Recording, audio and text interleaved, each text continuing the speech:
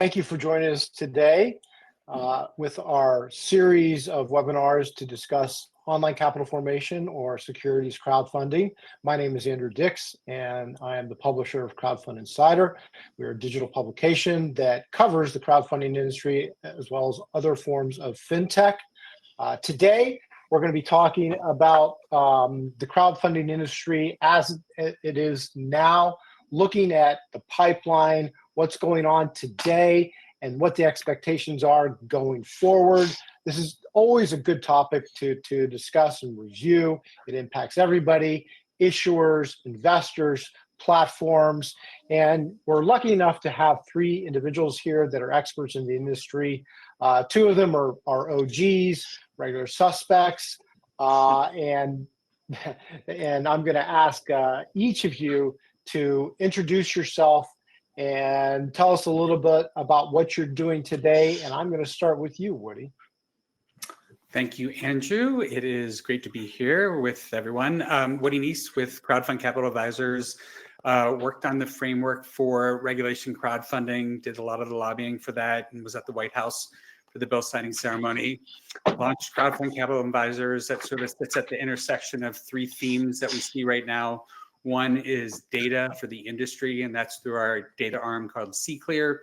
Another one is secondary trading. So Guard is our fintech sort of compliance technology solution for that. And then D3VC is our venture arm that invests in investment crowdfunding offerings. Awesome. Thank you, Woody. Sarah, once again. Hey. Hi, Sarah Hanks, founder of CrowdCheck Inc. and CrowdCheck Law.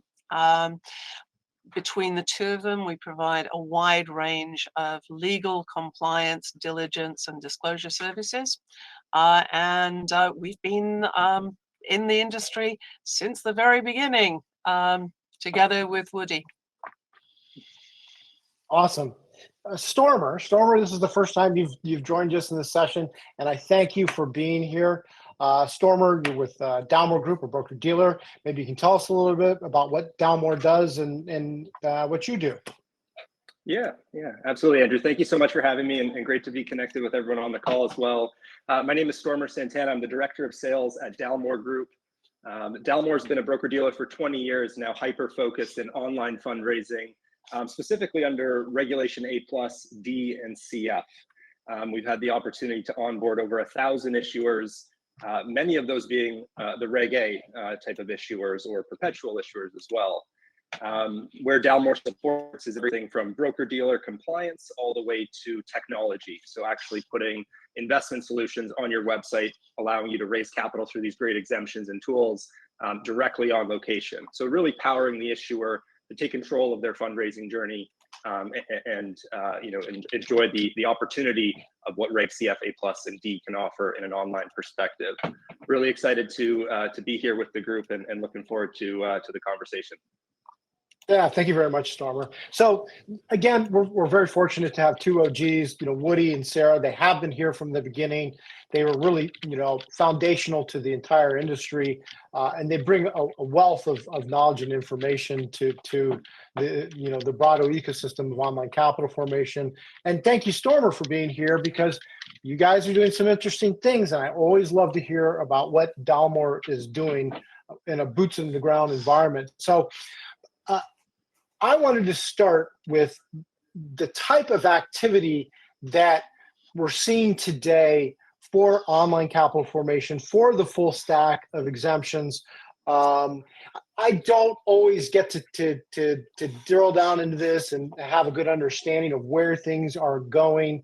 We're lucky that we have Woody here because one of the things he does is he tracks the information for Reg CF, and we were speaking recently, and Woody kind of gave me some updated information on April as how it compares to the month prior and how it compares to last year. So I thought maybe we just start with you, Woody, where you can actually give us some hard data on activity in the marketplace. Sure. So March and April were two of the strongest months in terms of capital commitments for the industry to date. April had $73.3 million committed. That was up from $62.5 million last year. but down from 84 million in March. So there's definitely a lot more capital coming into the marketplace. One of the things that you need to keep in mind, though, is when the amount shifted from 1 million to 5 million in 2021 as to what issuers can raise, we started to see a lot of these parallel offerings, the 506C type of offering, come in. And we're starting to see more money being committed in the parallel side. So if you look at the amounts that are committed just through Reg CF, it's still strong months. It was 45 million in March and almost 50 million in April. But you can see that we're getting a good sizable chunk of capital coming in from the parallel side. So I think that's a positive sign that more of these angels or VCs that are syndicating deals are doing deals on these platforms and bringing in the crowd. But we've also seen some pressure in the industry in terms of the number of offerings. There's just been, fewer offerings. I think there's 98 for April. It was 98 last year. It was 144 in March.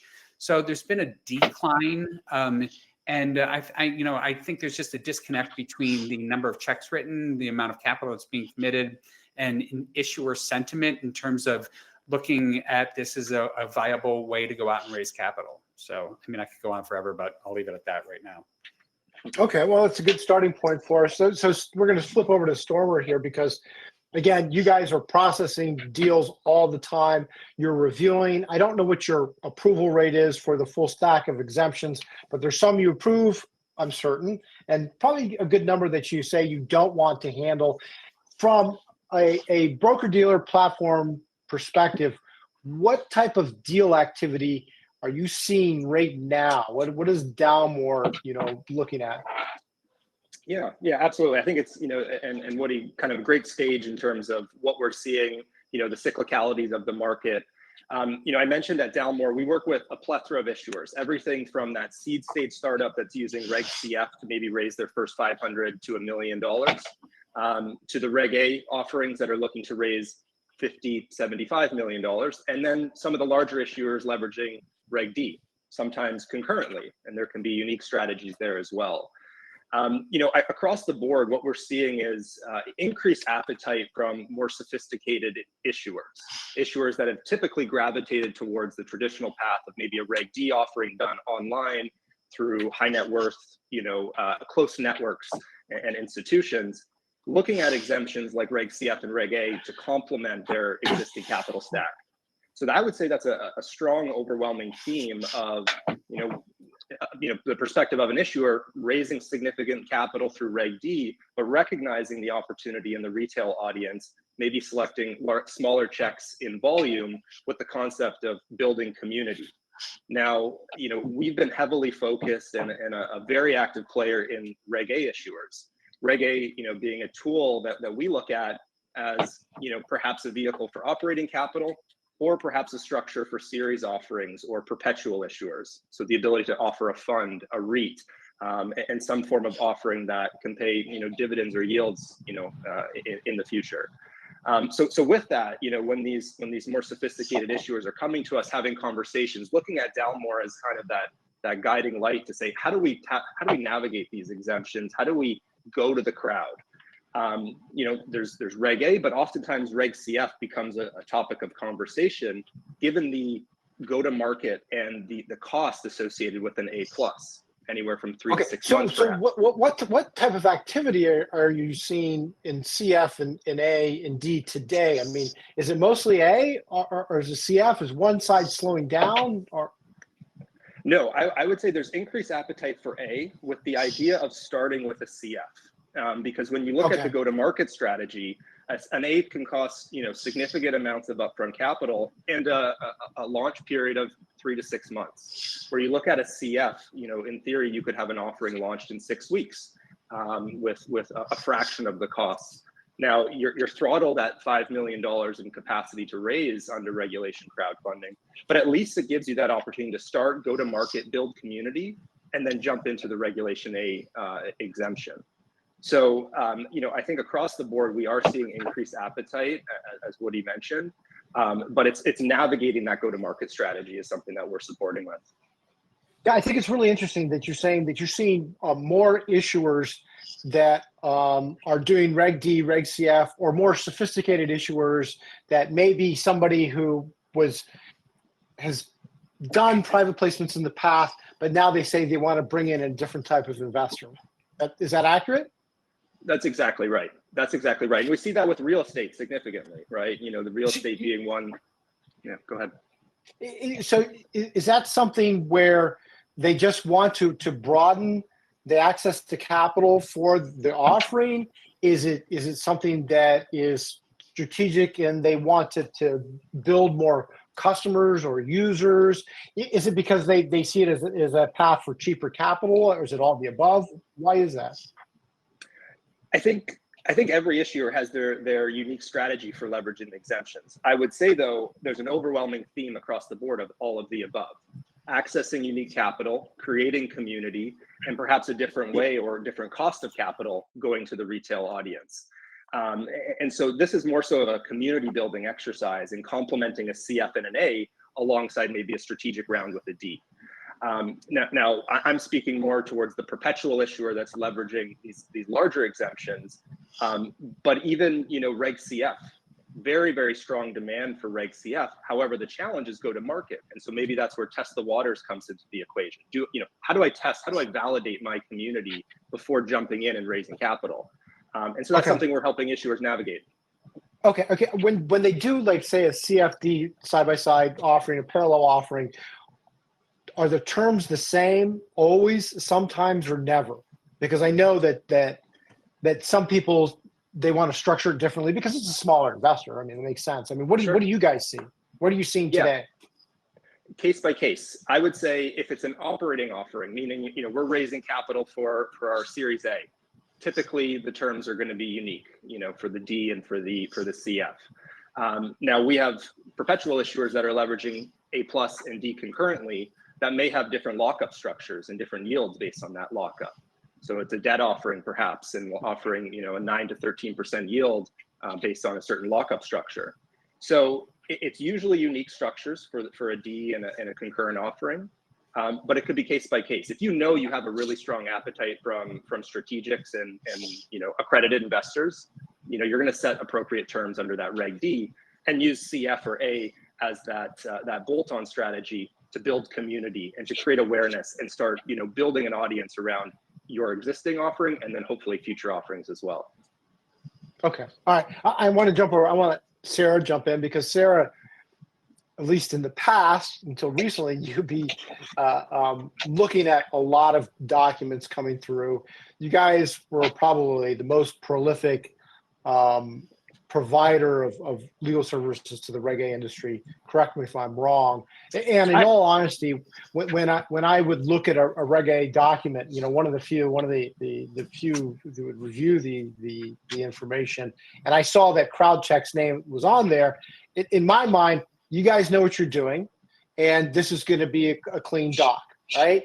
But at the same time, I know that you look or speak to many different issuers, and so you're seeing kind of the good and the bad and the in-between. We were speaking recently the other day, you said that you saw the industry as holding and morphing. And I thought that was an interesting way to describe it. So what are you seeing? Yeah, in terms of volumes, I think, you know, what we are seeing is not a huge growth in volumes across the various exemptions, but as I think it was Stormer who said, we are seeing a lot more issuers coming into the 506C. I mean, that's a huge growth, whether it's combined with the Reg CF or not. And that's the sort of holding. When you look at pure numbers, you know, as Woody said, bigger checks, smaller number of issuers. But the morphing part is, I think, the most interesting, because, you know, that from the beginning, some of the companies in the very early days of Reg A were absolutely terrible. They were just, you know, this guy who had an idea and he thought, well, he'd just throw a terrible document at the SEC and see whether anybody was interested. We don't see those guys anymore. On the other hand, what we are seeing is much more complex structures, people coming in and saying, well, I want to do this weird thing. And that's possibly doable with Reg A. It is difficult with Reg CF to do really complex things in the structure where you are reaching out to the retail investor and trying to explain to them what's going on. And one thing that Stormer raised was the different valuation, the different price ranges that, or bonuses, or the structures that you can have if you have side by side. One of the issues that we've seen from the very beginning is one category of Reg A offerings that we never anticipated was the hard assets, interests in hard assets, whether it's hard assets like sneakers and racehorses, or soft assets like music royalties or the like. When you have those things, which were totally unanticipated by the industry as a whole, and certainly by the regulators, getting a different differential pricing structure is incredibly difficult. You can't do bonuses if you are doing bits of a racehorse. It just does not work from a mathematical point of view. And so dealing with the whole move towards more complex structures and more diverse underlying assets has been quite a challenge for us.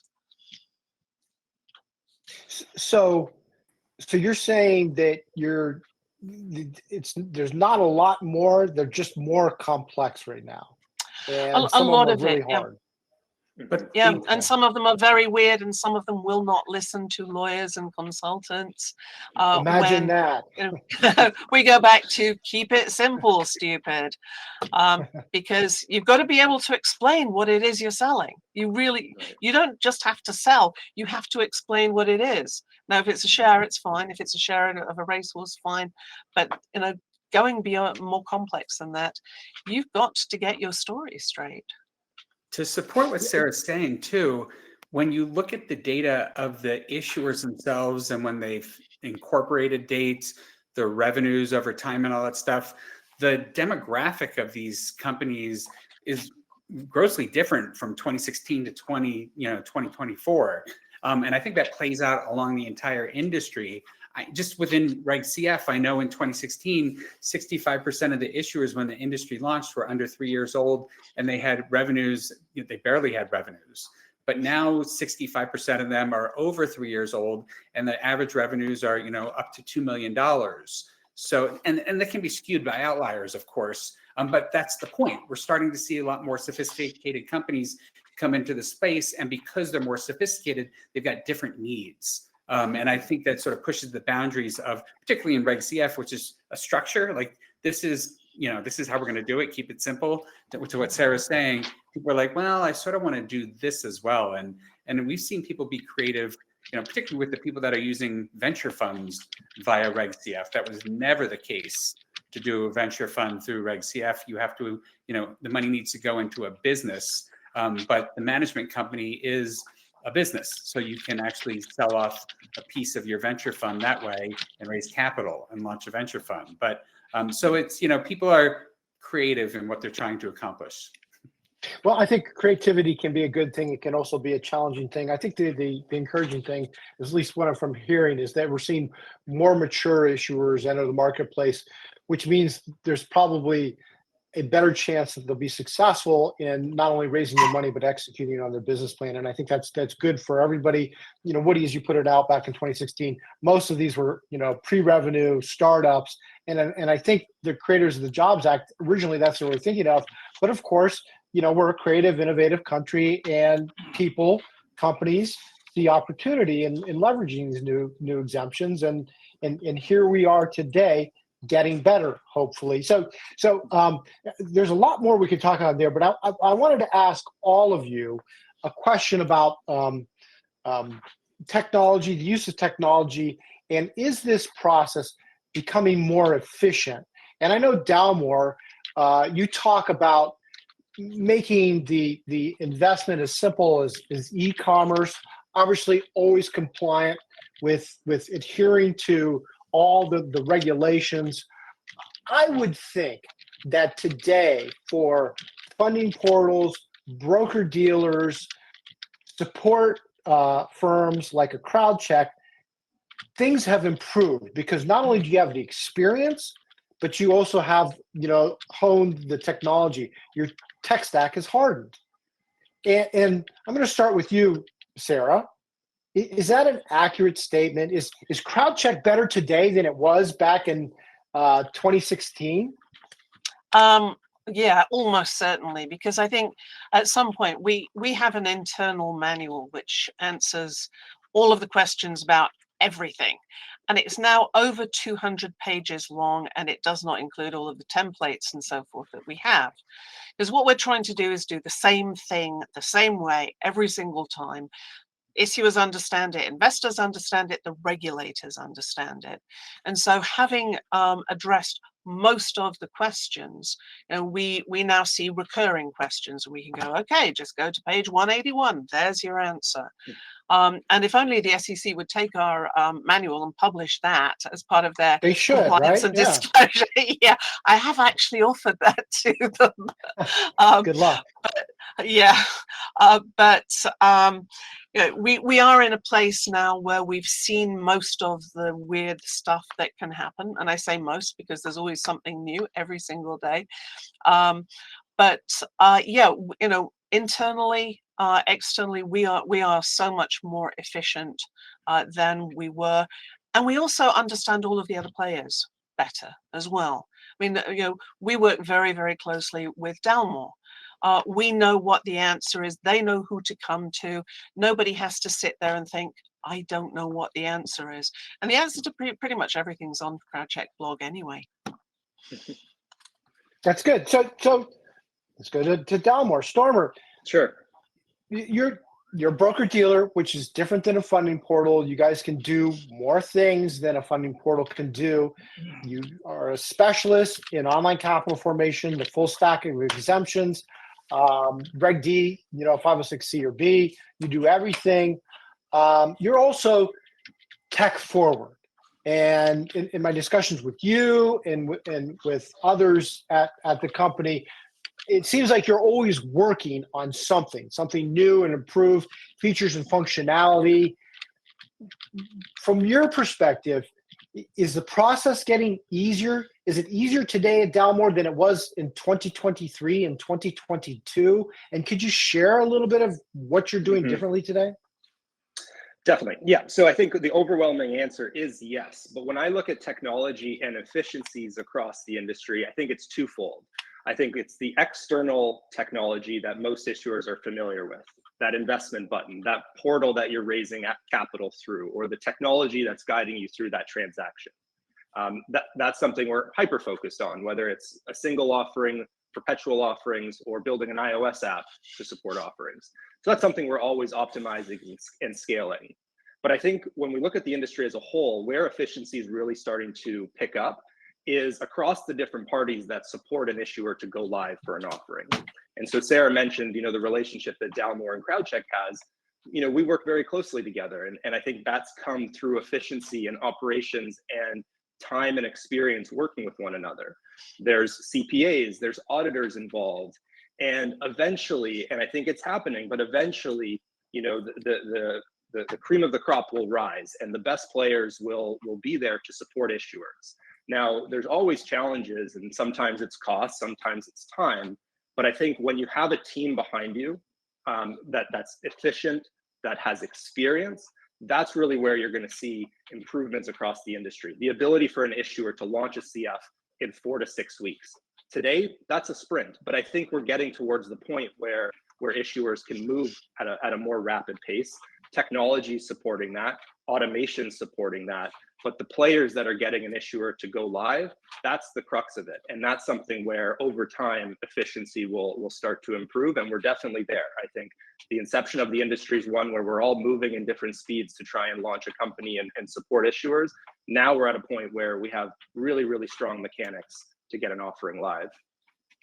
So if I understand it correctly, Dalmore specifically, there's some services that you provide in-house when you enable a securities offering, a private securities offering, but at the same time, you partner with third parties like a CrowdCheck to provide, specific services. As you look to create a portfolio of products, to support and enable a company and its needs to access capital. Is that correct? That's exactly right. I mean, there's several players involved to get an offering live. And what I stress to issuers is go with those who are experienced, go with those who have done this before, because they're going to know the nuances between the feasibility of using a CF for a very complex structure or not, and having to then leverage an A+ or a D, for example. So, from a tech stack, we can support an issuer, client facing, investor facing, and the ability to accept transactions. That's no problem. It's going to continually evolve and improve over time. But really where I think the industry needs to move towards is the efficiency across launching companies and removing or improving the barrier so that these issuers can access these different exemptions. And Dalmore is one of multiple platforms that lets an issuer self-host effectively the promotion, but then all that information goes through your platform to be compliant in the process, which is interesting. What are some new features that you guys have recently incorporated? And I don't know if you want to share any, forthcoming updates. Mm-hmm. Yeah, so on the tech side, our entire suite is built on an API. And what that allows for is rapid deployment of new features, new products, and new features for our issuers. Something that we're really excited about as of recently is our issuer dashboard. So the actual analytics and the actual details of your offering. So when you look at the landscape of raising capital online, there's the funding portal model where you're raising on a platform, sending your investors somewhere. Oftentimes there's minimal transparency into that activity. And then there's the self-hosted model that Dalmore supports. And with that comes the robust need for analytics, being able to see your funnel, the drop off. How is the KYC report going? Do you have to touch that investor a few more times to get them across that finish line? And that's really the value of a self-hosted offering, is putting the whole control of your offering in your plate. Now there's more responsibility with that, but there's so much more control as well. So having an analytical dashboard, integration, Zapier connections, connecting to your CRM, that's crucial for success with an issuer. So that's something I'm really excited about. Okay, so that's really helpful. It's really interesting. So Woody, again, you come from a little bit different perspective. You do data, but you also do services. You're also working on a fund, so you're kind of neck deep in the industry. Are you seeing things improve, like the timing, the time frame from engaging with an individual and getting their money in and completing the securities offering? Is that something that you see? Yeah, I mean, I see a lot of technology players coming in to help facilitate the marketing of these offerings. So that it's interesting to see how people are using technology to expand reach. But then there's other people that are using technology in different ways, like we did with the fund. Like our whole concept is how do you take all this data on all these companies that are out there, thousands of them now, that are raising money, and how do you sift through it to find the ones that are actionable?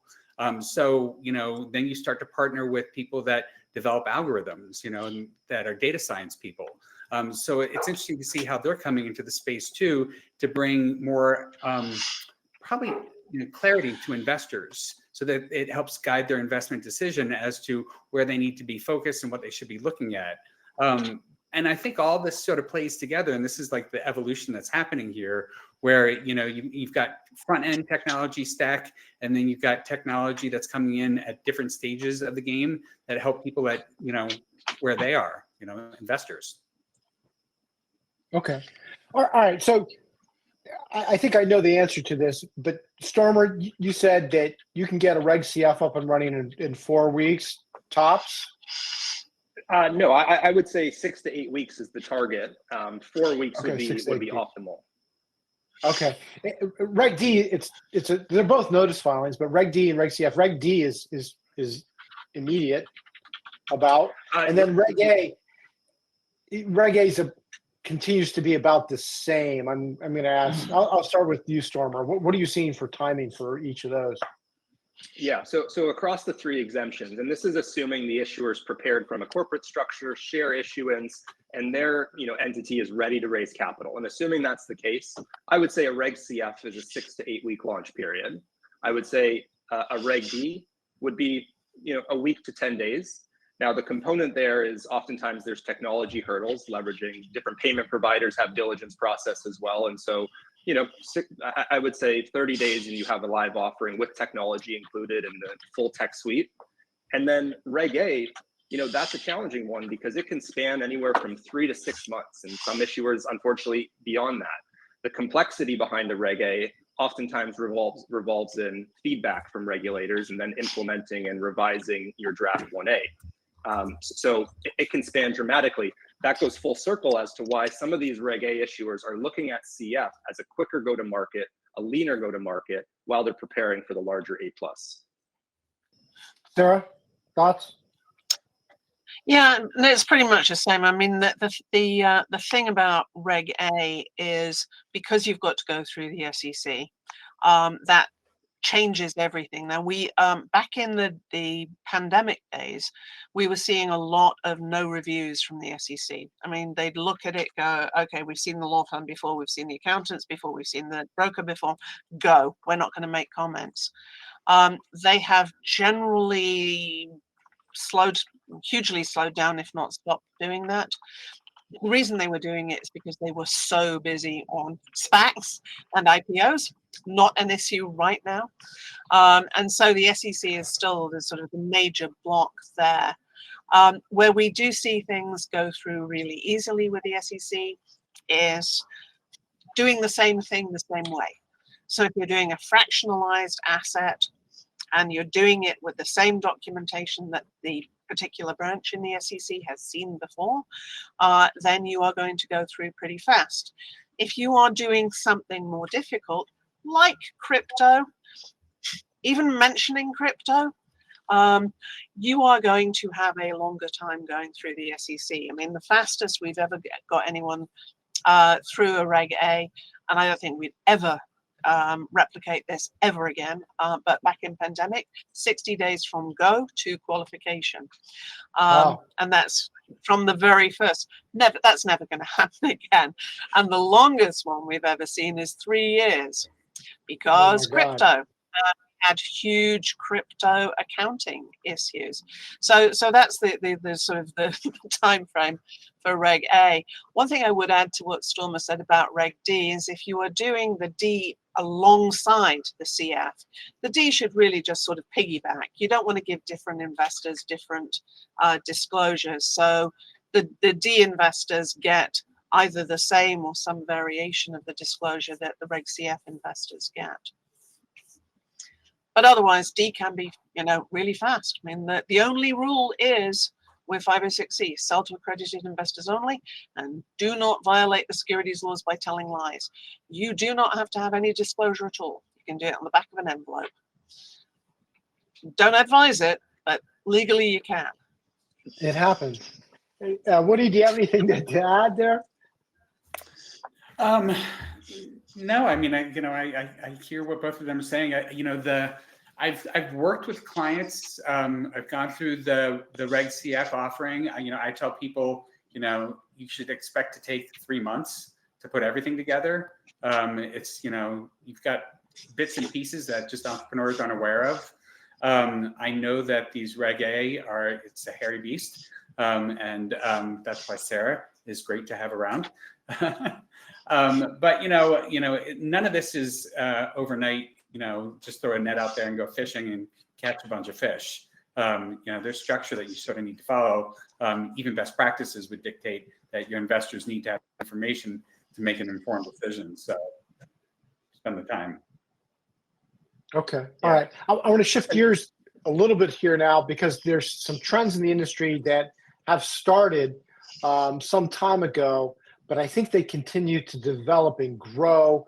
And we're seeing more novel approaches, as the three of you have discussed. We're seeing fractionalization. We're seeing collectibles. We're seeing not just early stage offerings, but mature firms. We're seeing more debt. And I think all of this is good for the industry, because people, issuers firms, more mature firms are seeing these online securities exemptions as a viable path to raise money they need.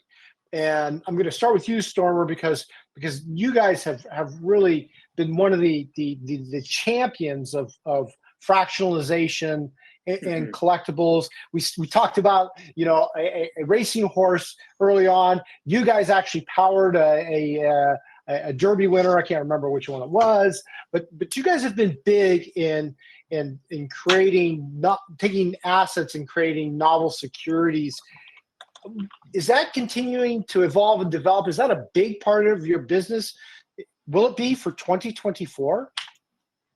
Absolutely. Yeah, absolutely. And you hit it on the head in that, you know, we do work with a good portion of the fractional platforms in the US.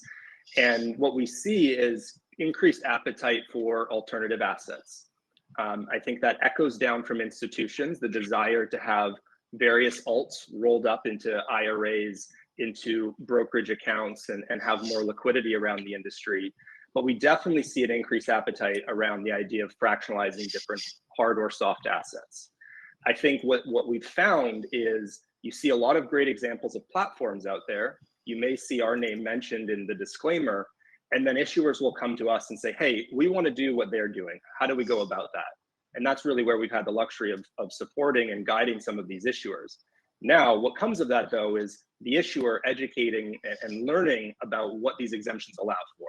And just because one entity or one platform is doing something related to real estate doesn't necessarily mean you can do that exact structure, but as a fix and flip or as some type of other, you know, traditional fundraising mechanism. So I do see, you know, significant increased volume for the platform model, being we want to host multiple offerings, CF, A, and B, and we want to then take our existing portfolio of assets and start offering them to the crowd. And what that will allow for is scalability for us as a firm to go acquire more assets, but it also gives the ability for more liquidity and more exit opportunity for investors. If these assets do have demand, there will be exit opportunities in the future, positive or negative, which will result in returns being paid back to investors. And that platform and that fractional model is one that I see a lot of validity in the future, as opposed to the seed stage CF, where there's a 7 to 10 year horizon, extremely high risk. And that should be known to investors. The platform model has an opportunity for some income, dividend, or distribution, which I find really appealing. So what percentage of the issuers that you're working with are not early stage? Now, I mean, this is kind of, everything was early stage for a while. Now it's like just a new world. It's an entire new universe. Yeah, I mean, challenging question to answer. I mean, I think when you look at the universe of fractional platforms, there may be 80 or so in the US. I would like to say we're involved in over half of those. And in the Reg A space specifically, you know, King's Crowd tracking the industry, I believe we're participating in about 58% of those filings. So we do really see a variety of offering structures. We see a lot of different platform approaches and many that are going to be launching in the near future. And so it's hard to give you a percentage, you know, exactly. We've been very focused on Reg A. Reg A typically gravitates toward the more mature type of issuer, and those that then leverage the exemption on a perpetual basis, perhaps in a series model as well, issuing, you know, several assets within one Reg A structure. Yeah, I like the entire transition to more mature, to providing income instead of just, you know, capital gains, you know, giving more choice for investors in the private securities markets. Woody, you and I were just talking the other day, and you kind of shared a potential customer that was doing something really unique. You know, maybe if you're willing to share it, maybe you can share what they were attempting to do. And I don't believe they were able to do, or maybe it's still in process. Do you want to share that? I thought it was really interesting. Yes, so a Venezuelan company, so we'll just start with, okay, Venezuela, okay, questionable. But a group of farmers raise cattle, and revenue share is how they distribute the income from the cattle that are raised. And they have Venezuelan investors in Florida that invest in these cattle and receive distribution when the cattle is sold off. And so they want to streamline the process by bringing technology to it. And they wanted to build an online investment platform, register here in the United States, so that they could then have their US investors invest in the cattle in Venezuela and bring in more Venezuelan American investors. So, you know, there's a lot of questions that come up with that, but it's just showing you how people are thinking about what can you do with this exemption. What can you do with the technology? How far can you push it? You know, all of these platforms need to be registered, so you know they'd have to get through FINRA approval. But you know, it's interesting to see where it's, you know, the calls that we get are fascinating on this front. Yeah, no, I mean, I think it's I don't know if that's viable or not. I have no idea, but I think it's fascinating to see that everything or anything can become a security today as long as you adhere to the existing securities law. Sarah, I know you've seen some kind of probably, you know, very creative securities offerings or, you know, potential securities offerings. What are you seeing that people are trying to do today that's unique and novel and maybe is being approved and maybe it's not? Yeah, I mean, one thing that I would note is with respect to the collectibles, now that the Reg CF limit is 5 million rather than 1, some of the folks who would have gone Reg A for their collectible series are trying to look at Reg CF. That does not necessarily work. It's much more problematic, you know, down with the with Reg CF, because Reg CF has some rules that Reg A doesn't, and then that includes what we call the issuer aggregation rule, which is you get treated as being the same issuer and subject to the same rules if you have you know, if you have a common control person, which could include a VC having a board member in Company A and Company B. Once that happens, Company A and Company B, for the purposes of Reg CF, are the same issuer. And that means that Company A can suck up all of the allocations, leaving nothing for B. Doesn't happen in Regulation A. Similar sort of thing with series. Let's say you have hugely successful, like fundraise style success in real estate in Reg A. You can set up another Reg A fund. You can't do that with Reg CF because you've got that 5 million across the board, across, you know, the sponsor would be a control person for both of the companies. And you run into that same issue with respect to the collectibles. So across the board, some of the things that people were doing Reg A for, and are now going, oh, maybe we can shift over to Reg CF. Not necessarily the case because the rules are different under the two exemptions. And people want to use Reg A for secondary trading. You can't do that with Reg CF because there's the 1-year holding period. Right. That's true. Yeah. That's and Reg A securities are free trading. Reg CF securities, while not being technically restricted under the securities laws, they are restricted for a year. And that's one of those things that, you know, you've really got to be a securities lawyer to love explaining that. They're not restricted securities, but they're restricted. Okay, that makes sense to me. Right. So okay. I'm going to ask another question here about venture capital. It's always been my opinion that if you could pair professional money with retail money, especially on the same terms, that would be good for the overall industry in general, because the professional money can be a leading indicator about deal quality. Everybody understands investing entails risks. You never get away from risk. It's just, you know, how the game goes. We're a market economy.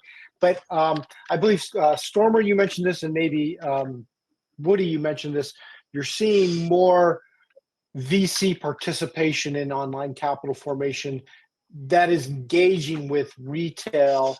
And I'm going to start with you, Woody. Is that an accurate statement? Am I off base? No, you're 100% right. I mean, boy, when we were in the earliest stages of this, every VC was just like, well, this is going to be the worst of the crop. Yeah, right? No wonder they're going to go to crowdfunding.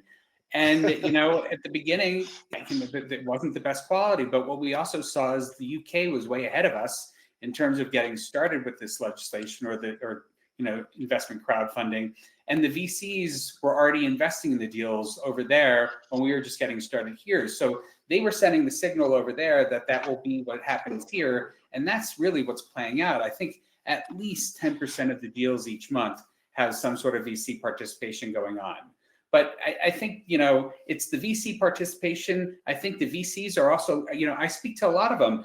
They also look at crowdfunding or regulation crowdfunding as, a barometer now. Like, have you gone out to Reg CF? Have you raised money from your community? What milestones did you set for that? Did you hit those milestones? How accountable were you with the capital that you raised from the crowd? So they're using this now as a vetting mechanism to see, like, have you done this step now? So it's interesting to see the evolution has gone from, self-funded to here's a, branch of trust going out to a group of people that are my community. I need you to do this marketing and then brand advocacy, bring people in for sales and all that to help us grow. We can do it instead of I can do it mentality, to then moving on to VCs now, which is always the jump that had to happen, where VCs can be like, okay, we're going to use our dollars and our Rolodex to get you to the next level. So it's sort of merging, and but it's fascinating to watch this evolution happen. Yeah, and you've seen some Reg D platforms that have kind of always done that. You see, like, an R crowd, which goes and participates in a funding round, and then they turn around and they sell that, almost all of it, to smaller investors, but you have to be accredited. And what I'm hearing you say is you're starting to see that, like, merge into the more retail structure. And Stormer, I know you guys are looking at this, working on this. You've had inquiries on this. Can you share what you're seeing today in regards to partnering with venture money and venture participation? Absolutely. So I would extend it even into the accelerator world as well. I've mentioned the increased appetite from more sophisticated investors, and I think you could call the VCs and accelerators in the same realm. And what we're seeing is the idea around opening up their portfolio to larger communities. We have tier 2, tier 1 VC firms that have exponential followings that are typically leading rounds, and see an opportunity to bolt on retail investors to those offerings. I would love to see a scenario in the future where you see a portfolio online for a VC and you have the ability to invest alongside that VC concurrently. Yes. I think that will exist in the future. Now, I even see unique structures where accelerators are looking at their portfolio and saying, look, we want to continue to invest in you, but we want to see you hit certain milestones. And one of those milestones that have been proposed is, a certain minimum invested through the crowd. Can you get your customers excited about your business? And if so, there's an opportunity for a bolt-on investment from the accelerator. And, that is, I think, really interesting. It's I think, mutually beneficial, because you're bringing, an early stage company, garnering community, bringing them in as stakeholders, and then getting a larger injection from an institution. And that, I think, is really appealing. Yeah, I think it's totally appealing. And recently I was having a conversation with one of the largest angel groups in the country, where they were taking a look at the technology and the opportunity with these online securities exemptions. And Woody, you said in the beginning, everybody was like, oh, that's just going to be garbage offerings. But I think as that hasn't become true, that they were seeing quality issuers, and not everything's going to be a home run, but you're seeing the industry morph and evolve, that it is opening up doors to creative partnerships and opportunity that's beneficial to all. So I like what I hear coming out of Dalmore. Sarah, you see all. I mean, what are your thoughts on our participating, alongside, VC capital, venture capital? Yeah, we have seen a huge shift. I mean, originally the idea was, venture capitalists were like, we do not want retail investors anywhere on the cap table, and so there was always this this crazy idea that somehow if you could do an SPV and put them in the SPV, then they wouldn't be on the cap table. They're still on the cap table. They're just on a different cap table, and you've still got to manage it. But that may have addressed some of the VCs' concerns. But a lot of the VCs were just, we don't like retail investors. We do not want to be involved with them. They're complicated.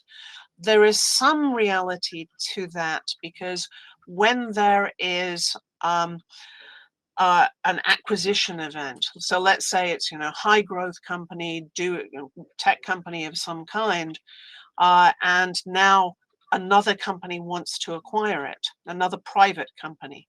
That other acquirer is going to have to take on all of the retail investors. And you've got a couple of issues there, which is if the retail investors have under state law any say in whether they get taken along or not, that is deemed to be an offer of securities. That is an investment decision. It's under Rule 415. It is Rule 145. It is it's a securities transaction, and therefore that transaction itself has to meet the requirements of one of the exemptions. If the private company is if they've got a lot of money, then they can do a Reg A. They're probably, if there's been any success at all of the acquiree company, then Reg CF's not going to help, because you've got the $5 million limit. So that's another reason why VCs might legitimately be leery of crowdfunding, is what happens in the future when a big acquirer wants to take us over. But we have seen much less of this, oh my God, we hate retail investors, over the years. VCs have got a lot more comfortable with, hey, look, if you can't sell to your own customers, why would we invest in you? Yeah, right. But we're still seeing it. I had a lovely company recently. They did a Reg CF. They were, and a lot of interest, high growth, high tech company, and the whole thing got pulled because big investor didn't want retail investors, and that happened only a few weeks ago. Yeah. So it's still happening. I think that the regulators, the policymakers should be looking to make the best deals available to the smallest investors. I think that should be a policy approach, as opposed to trying to keep out retail from some of the best opportunities in the marketplace. So very quickly, because I want to get to a few of these questions, I wanted to ask about secondary trading. This is something I love to talk about. I think it's something that needs to happen. It hasn't really happened very quickly in the United States. It's done better in the United States. There are challenges here. There are regulatory challenges here. I am frustrated because it's been so slow. I'm going to start with you, Woody, because I know you have a company that helps to enable this. It's called Guard. But is this something that's going to happen? Are we ever going to get there, or is the hurdle just too big? Well, I mean, when it comes to secondary trading, you either have to register your securities in all the states in which they're offered and sold, or you have to find an exemption from registration. And the manual exemption sort of allows issuers to get coverage in 42-ish states, so that they don't have to file in all those states, but you have to file these ongoing disclosures so investors are informed. And that's what Guard does, is we really taken that information and publish it into Merchants National Securities Manual so that these issuers are compliant. And then we help them with California and New York so that in theory, you can have trading in all 50 states. I feel like, when I talk to the other players as well, the platforms, the ETSs, that the technology's really built, the plumbing's there. We're just waiting for the water to start coming through, the volume. But, we're seeing it. We started with, one security, and now we've got 700 plus securities that we've done compliance for that way. So, it's happening. It's just, nothing happens overnight. Everything's slow. And, we talked about slow, this. This is a tough place to be in right now, because you have to hold on to your cash. If you've one of these platforms and you've built this, you've got to balance how long can I hold out until the market gets to where I need to be with running out of cash and going out of business. So yeah, Stormer, it's not there yet. Stormer, are you guys doing anything with secondary transactions, or is it something that's on your roadmap? No, it's very much ingrained in our process with certain issuers. And I think secondary has to be a part of your core strategy. It's not for every type of issuer, but it has to be designed and built into your overall strategy. So going back to the platforms and the perpetual issuers, we have many platforms doing hundreds or thousands of trades a month. That's happening within their own domain, and that domain is their community. And so it's this constant battle of supply and demand. The issuer wants liquidity, but there has to be recipients on the other end for a bid and an ask. And that's something that's challenging when you're starting out and you're building your audience around your venture. So secondary, definitely top of mind. I do see there being, increased volume as the industry matures. I see a future where these alternative assets will roll up into these larger brokerage accounts, be it Robinhood, eToro, Fidelities of the world. That there's an appetite for that. I agree with you, and I think that needs to happen, but we have problems right now because you can't get the shares into a brokerage account because of this and that, right? Am I wrong, Sarah? No, that's absolutely right. I mean, most brokerages will not take certainly these alternatives, and some of them won't take private securities at all. I know mine won't. And that's a problem not just for secondary trading, but for eventually getting listed when companies move up and become listed on NASDAQ or NYSE. When that happens, usually there's a little bump, and everybody who is desperately holding their securities through transfer agent A, trying to get them onto transfer agent B, who is a member of DTC, and make them DTC eligible, they're losing out, and by that time the value of the shares may have gone down and they've missed the moment. But I think the biggest thing, if you'll permit me to say this with respect to the secondary market, is the secondary market is never going to be successful until issuers get realistic with the valuation of the securities in the first place. Because one of the things a lot of issuers are terrified of is having the secondary market set the price. And this is the SEC's view, is the market sets the price. Well, if you went out and you did a Reg A at $10 a share, and then you permit secondary trading, and then the market's like, yeah, no, not 10, 2. Now all the issuers look at the other issuers who did that and go, well, I'm not doing that. And of course, the answer is set the price correctly in the first place. Yeah, I agree. Okay, so I'm going to go to some of the questions here because we only have a few more minutes. I'm going to see what's in the chat here. But the secondary thing I think is very important because you want to provide a path beyond an M&A or an IPO, and it just needs to materialize.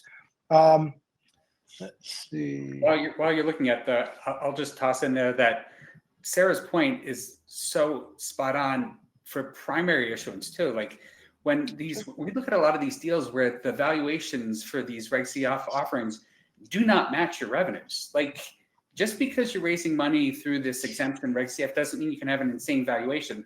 There's logic that applies to how much your company's worth. And if you go outside of those parameters, we're going to ask the question. Some other sophisticated investors going to hopefully ask the question, but you're going to have to justify it. So people need to spend more time being rational about what their company's really worth. I agree. So somebody asked a question about fraud. I know it's a touchy subject because fraud exists. It always exists. Fraudsters are going to fraud, to quote Sarah on this. You can't misconstrue that with failure. Sometimes those lines are a little bit blurry. But Sarah, I know you have a strong opinion on this. What type of levels of fraud are you seeing in the, I'd say, A plus and CF market? I mean, to go to the standard definition of fraud is a misstatement of a material fact.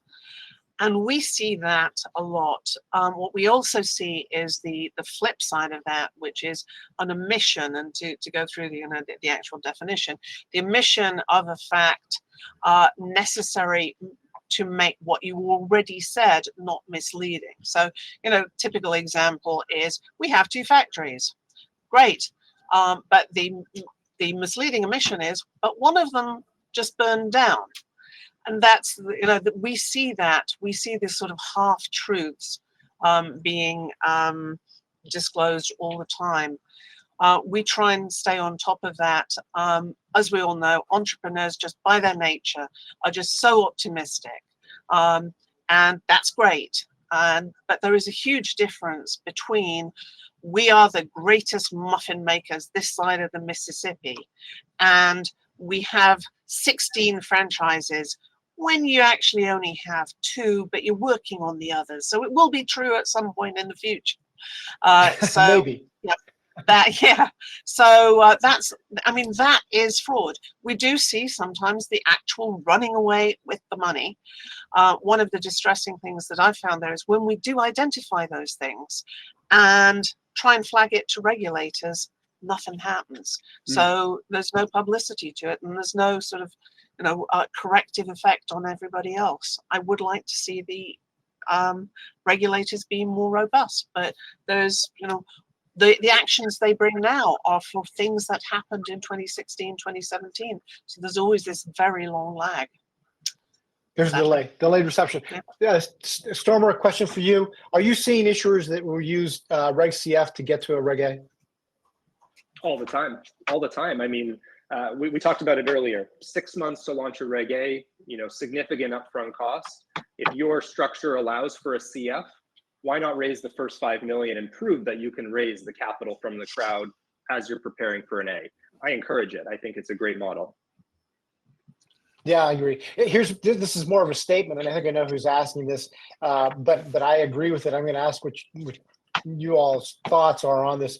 Should the SEC remove the requirements to have reviewed financials for amounts below 1 million under CF? Woody? Is that a yes or no? I don't know if you can hear me. I can hear you. That's all that counts. All right, we'll go Sarah. Yeah, I would think that's a good idea in some circumstances, like as of inception numbers. How useful are they? I mean, they're really not. The numbers for SPVs, but for operating companies, no, I want to keep them because I read those things. Right, like Form CAR. Stormer? I would echo what Sarah said. Yeah. Hey, I'm not sure if there's a good answer for this. How do FINRA-approved platforms work with broker dealers on fee sharing? There's some nuance there. Stormer, maybe you can help me out there? Sure. Yeah. So fee sharing is complex and really only reserved for a broker dealer. We do have scenarios where we have registered reps of a platform or of a business that is licensed by Dalmore, which allows for commission sharing. So that is an incredible strategy that we've seen work for really high volume issuers. Aside from that, it's really on the onus of the platform to come up with an economic model that makes sense and is not based on the sale of securities.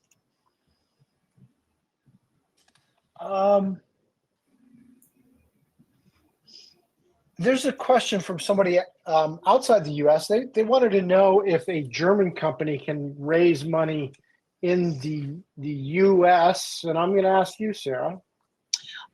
They can easily if they use Reg D, accredited only. With respect to using either of the other exemptions, the rules are slightly different for CF and A. In general, you got to be here. I mean, for CF, you have to be incorporated here. And if you were just using the US incorporated entity as a finance, flow through as a financing sub, that wouldn't work because the German company would be the quote real issuer there. So in general, and if you look on the CrowdCheck blog and search under foreign, you will find the much more detailed answer. I think there's been 14, there you have it. There's been 14 companies international companies that have used Reg CF to raise money, but not very successfully. they've all incorporated here. Okay. All right. I think on that note, we're going to call a stop to this, although I'd like to continue. First of all, I'd like to thank my experts here, Sherwood Nice, Woody, Sarah Hanks, the two OGs, and Stormer with Dalmore Group, one of the most active broker-dealers in the industry. You guys are awesome. I want to thank everybody who has joined us today, and for those who, of course, join us on when we post it on our website. We really appreciate your participation. If anybody who's watching this today has any further questions or suggestions, you can reach out to myself or anybody who's participating in this panel. And thank you very much for attending today. We will be doing another webinar at the end of this month on May 30th about community development, and we hope to see everybody then. So please have a great day and the rest of the week. Take care.